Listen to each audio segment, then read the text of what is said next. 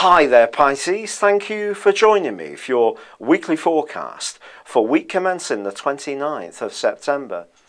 This week begins with the Sun still focused on the part of your scope that's to do with shared resources, but also the more psychological elements of life, compulsions, and the desire to be more confrontational about certain issues in your situation can also come to the fore. Even if you're not a confrontational person, it may be more about the need for you to look at some issues that perhaps you'd rather avoid.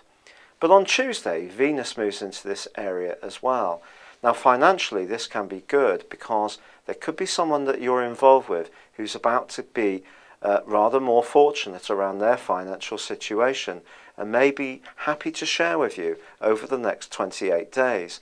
On the other hand, in a romantic context, if you have been cultivating a closer relationship with someone in the last month, this could get a lot closer now, and it could become much more intense from an amorous viewpoint and see much greater intimacy between you and yours, even in an existing relationship. However, on Wednesday there is a quarter moon. This quarter moon suggests that around one group of friends that you've been getting to know recently, you may be alarmed to see that there's actually more politics and undercurrents than you may have previously appreciated. Sometimes we like to remember that first impression, and very often it does hold. But if you're learning that maybe there are more politics going on in this particular situation than you thought, it could set you back on your heels a little bit, and you need to be more realistic about this. But there is an amazing link forging up this week between Uranus and Jupiter and Mars. Now Uranus and Jupiter have been on very good terms of late anyway, and for you it suggests that if you've been looking at your financial situation or employment prospects with a little bit more of a lateral approach, standing back, seeing how you can deploy your services or talents in a fresh or different way, the chances are you have already been making some extra progress. But as they both link with Mars, this is going to give you extra confidence. And as the Grand Fire Trine forges up this weekend, which is really quite rare, this can be a very enabling opportunity for you to strike out and improve your prospects, not just this week, but for some time to come. So do seize this with both hands. Unfortunately, however, the Sun does go face to face with Uranus in the last couple of days of this week. And that's a bit more challenging insofar as if extra money is coming in for you, there could be a little bit of a temptation to go on a splurge or see you put caution to one side and sign up for some kind of loan arrangement on a big ticket item.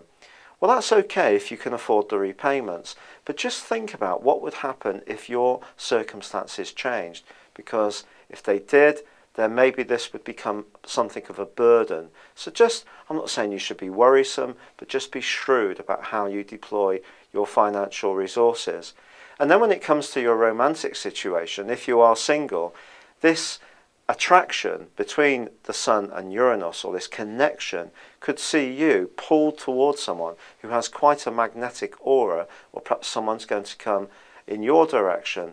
Now, whether this is going to be a tie that would be any more than a fleeting bit of excitement is another matter, but it certainly can get you thinking, and you may even find yourself attracted to someone that for some reason you don't even know why. You might not actually like them, but may find something about them very hard to ignore.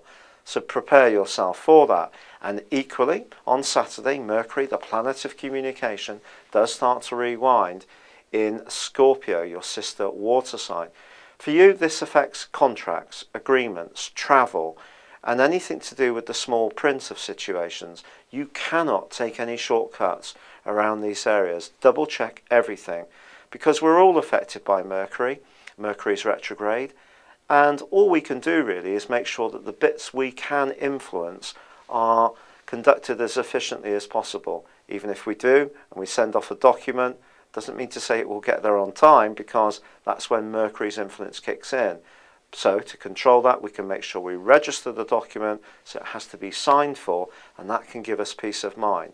So we can't beat Mercury's retrograde, but we can do our best not to be affected by it. It's been a real pleasure being with you. thank you for joining me.